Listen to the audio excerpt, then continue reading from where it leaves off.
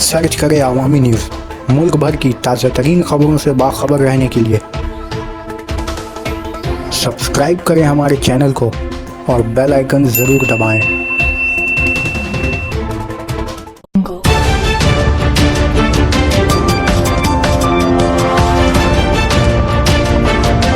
Police ने sex racket का किया पर्दाफाश, 13 गिरफ्तार।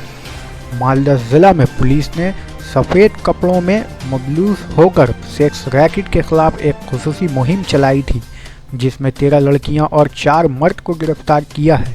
पुलिस जराये के मुताबिक मालदा स्टेशन रोड इलाके में काफ़ी दिनों से सेक्स रैकेट का धंधा चलाए जाने की खबर मौसूल हो रही थी, जिसके लिए एक ख़ास टीम तश्कील देकर वहां के एक मशहूर होटल पर छापामारी की कार्रवाई की गई, जिसमें ये लोग पुलिस के हत्थे चढ़े, जिन्हें आज मालदा कोर्ट में पेश किया जाना है।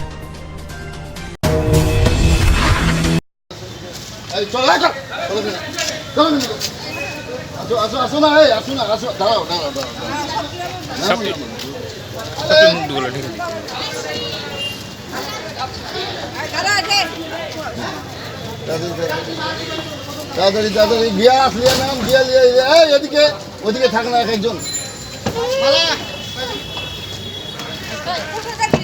এই মারবো তো। আচ্ছা আছে একটা। এই আসো আসো, এই আসো আসো আসো, এই এই চলো এই চলো,